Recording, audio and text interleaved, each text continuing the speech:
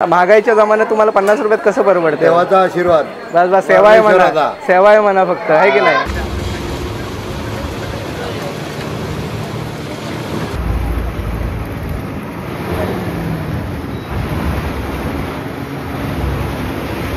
सुप्रभात मित्रांनो, आजच्या सुंदर ब्लॉगमध्ये तुमचं सगळ्यांचं हार्दिक स्वागत आहे. आज आपण आलो आहे मार्लेश्वरला, कारण आज आहे 14 जानेवारी. मकर संक्रांतीनिमित्त आज इथे यात्रा असते. मार्लेश्वरची मोठी यात्रा आहे. ॲक्च्युली विवाह सोहळा असतो मार्लेश्वरचा श्री गिरिजादेवीसोबत. आज यात्रा कशी भरते, काय नियोजन आहे आपण बघूया. मित्रांनो, इथे सिटी बस असतात बघा. आपल्याला गाडी साधारणतः 1.5 किलोमीटर आपल्याला लांब लावायला लागते आणि तिथून ह्या अशा बस असतात आणि त्यांना तुम्ही येऊ शकता. आज माझ्यासोबत सुमेध आहे आणि इकडे बाळा. जाऊया ना यात्रेला, एन्जॉय करायचा ना. गाड्या लांब जर लावायला लागत असल्या तरी बसची चांगली उत्तम सुविधा आहे आणि आपण 10 रुपयामध्ये फक्त तुम्ही इथे मंदिराच्या पायथ्याशी येऊ शकता आणि जाताना सुद्धा ह्याच बस तुम्हाला मिळणार आहेत. आता आपण जाऊया वरती. यात्रेच्या निमित्ताने आहे ना, पोलीस यंत्रणा वगैरे, वैद्यकीय यंत्रणा सगळे अगदी एकदम सुसज्ज असतात. इथे त्यांचे पण छोटे मदत कार्य वगैरे स्टॉल असतात. बघू शकता इथे ॲम्ब्युलन्स आहेत, पोलिसांच्या गाड्या आहेत. या बाजूला इकडे हॉटेल्स आहेत. जर तुम्हाला नाश्ता वगैरे काही करायचा असेल तर तुम्ही खाली करून वरती जाऊ शकता. मार्लेश्वरला जर आलात ते आपल्या या भावाचं इथे हॉटेल आहे. हॉटेलचं नाव सांग. सह्याद्री. हॉटेल सह्याद्री ना. तर काय काय मिळतं आपल्या इथे? वडापाव, भजी, मिसळ, फेमस झुणका भाकर. तर जर मार्लेश्वरला येणार असाल तर पायथ्याशी या भावाकडे नाश्ता करायला अजिबात विसरू नका. आपला नाश्ता आला. इकडे भजी मागवलेत आणि इकडे 2 वडापाव. सुमेध आणि बाळा वडापाव खात आहेत. मी भजी खाणार आहे. तर बघूया, भजी मस्त आहेत एकदम. तसं तुम्ही मार्लेश्वरला आलात ना तर कुठल्याही भागात इथे हॉटेलला घ्या, कांदा भजी 1 नंबर असतात.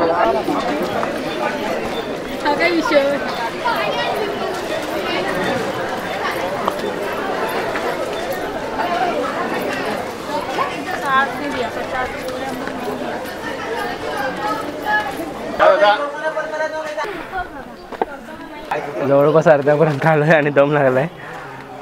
बसलो, अजून अर्ध जायचंय.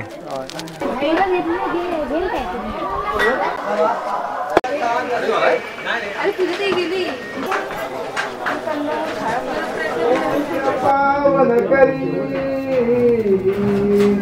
माता नगीर गादेवी निर्दूता तिलगोर पावन करी माता नभूषणेश्वरी शुभरंग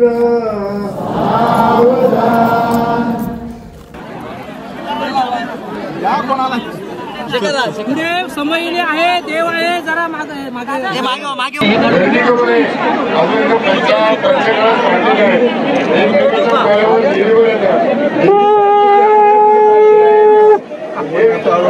बाबू एवढे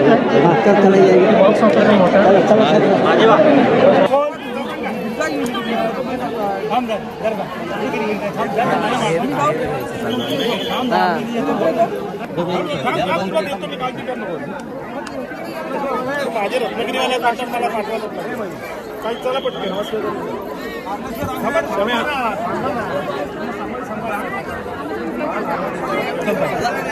जर 2 मिनिटं उभा आहे.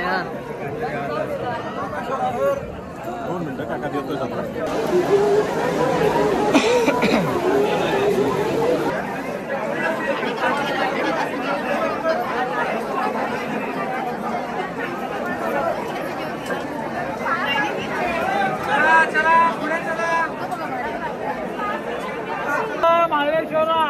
हे बघ, नरी झाले कदम शानी तुझ्यावर गारानं गेल्या वर्षी घातलं होतं.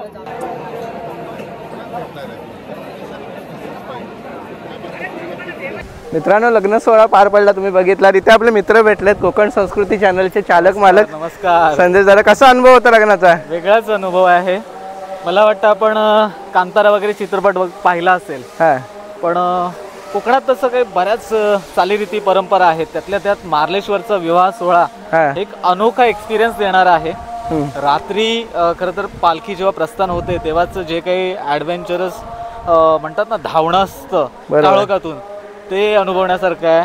देवाला हळद लागताना जो प्रसंग असतो तो अनुभवण्यासारखा आहे आणि देवाचं लग्न लागतं तो अनुभव घेण्यासारखा आहे.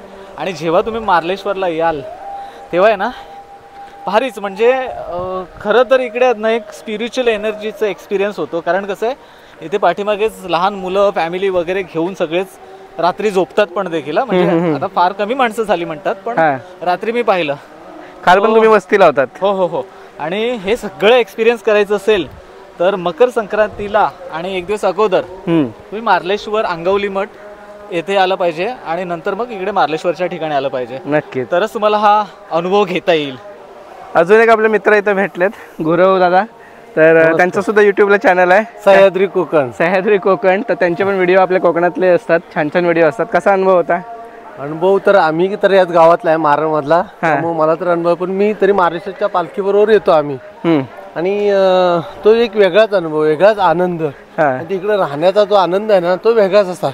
थंडगार वातावरण असतं थोडंफार आणि सकाळी थंडी लागते रात्रभर थंडी नसते कारण या डोंगर दऱ्या आहे ना बरोबर चौबाजूला त्यामुळं गरमी असते. पण एक वेगळा सोहळा आणि लग्नाला जर जायचं असेल तर जरा लवकर यावं लागतं.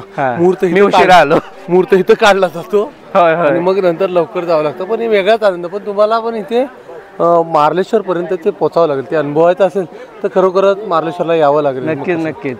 मित्रांनो तर इथे महाप्रसाद आहे तर आपण आलोय. संदेशदादा आहे इथे बाजूला. संदेशदादा तर त्या साईडला सुमेध आणि बाळा बसलेत. इकडे गुरवदादा आहेत.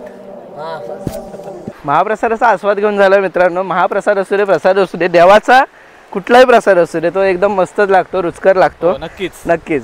तर महाप्रसादचा लाभ घेतलाय. आंबवची दिंडी आहे ना त्यांच्याकडे आपण महाप्रसाद केला. आंबवची दिंडी. तर आंबवची दिंडी येते ह्या सोहळ्यासाठी मार्लेश्वर विवाह सोहळ्यासाठी. तर आपले गुरवदादा आणि संदेशदादा त्यांच्याबरोबर रात्री राहिले होते तर तिथेच महाप्रसाद वगैरे आम्ही घेतलाय. आता आम्ही निघालोय.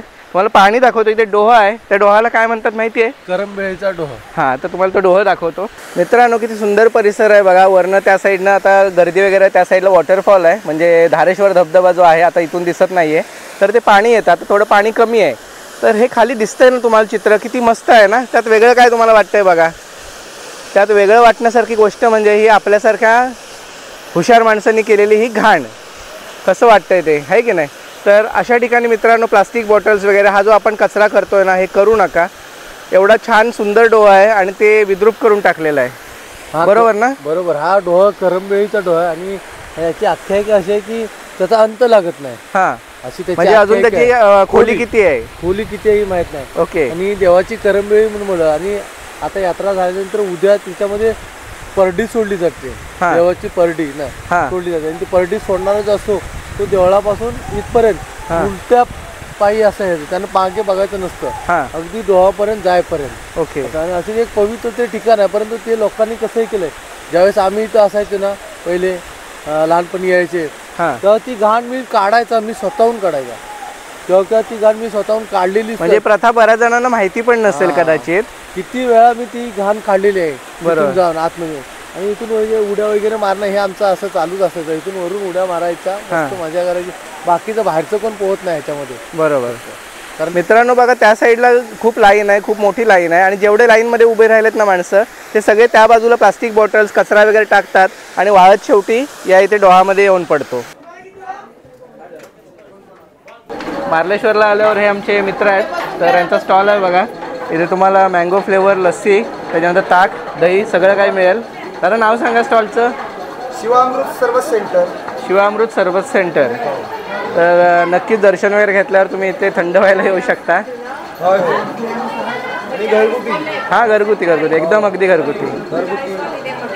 ज्याला शंका असेल त्यांनी टेस्ट करून पाहिजे. सुमेध लस्सी घे लस्सी घे. लस्सी लस्सी लस्सी चला लस्सी लस्सी लस्सी. पण मित्रांनो हे आपले गुरवाका आहेत आणि यांचं हॉटेल आहे बघा हॉटेल महेश. तर गुरवाका वरती आल्यावर पहिलं तुमचंच हॉटेल आहे ना तिकडनं येताना? एक नंबर. आणि जाताना ऑर्डर द्यावी लागते जेवणाची? जास्त माणसं असतील तर जेवणाची ऑर्डर द्यावी लागते नाही तर तुम्हाला रेडी जेवण पण मिळू शकतं. रेडी जेवण 50 ते 100 पर्यंत रेडी जेवण मिळू शकते. 50 रुपयात पूर्ण थाळी? पूर्ण थाळी. अरे वा. एवढ्या म्हणजे महागाई. वरण भाकरी भात लोणचं पापड करणार. महागाईच्या जमान्यात तुम्हाला 50 रुपयात कसं परवडते? देवाचा आशीर्वाद. बस बस सेवा आहे म्हणा. सेवा आहे म्हणा फक्त आहे की नाही. तर मित्रांनो बघू शकता हॉटेलला गर्दी पण भरपूर आहे आणि हे हॉटेल आहे. तुम्ही मार्लेश्वरला जर आलात तर तुम्हाला इथे 50 रुपयात शाकाहारी जेवण नक्की मिळेल. मित्रांनो दर्शन वगैरे झालं सगळं झालं. आता या काकांकडे आपण प्रसाद घेतोय. तर प्रसादासाठी आपल्याला मिक्स प्रसाद आहे ना तो एक घेऊया. तो एक द्या मला. छोटं आहे त्याच्यामध्ये? हां मग ते छोटं द्या मला. आणि दुसरं खाऊ घेऊया ना काहीतरी बाळा. काय घेऊया? लाडू घेऊया. हे कडकडे लाडू, कडकडे लाडू घेऊया आपल्याला. छोटं घेतो एक. तर हे घेऊया. हे कितीला आहे? 20ला. मित्रांनो यात्रेमध्ये आलो ना अशी बरीचशी खेळणी वगैरे दिसतात. आज मोठं होऊन पण लहान झाल्यासारखं वाटतं हे सगळं बघितल्यावर. आणि अजून पण खेळण्यांचा मोह आहे ना तो आवरत नाही. सुंदर असा सोहळा आणि सुंदर अशी यात्रा अनुभवून आम्ही आता निघालो आहे सगळे क्षण डोळ्यात साठवून. तर पुढच्या वर्षी पुन्हा एकदा या यात्रेमध्ये आपली भेट होईलच. आपला ब्लॉग जर आजचा आवडला असेल तर लाईक करायला विसरू नका, मित्रांमध्ये शेअर करा आणि चॅनलला सबस्क्राईब करायला अजिबात विसरू नका. पुन्हा एकदा एका नवीन ब्लॉगमध्ये भेटू. तोपर्यंत बाय बाय.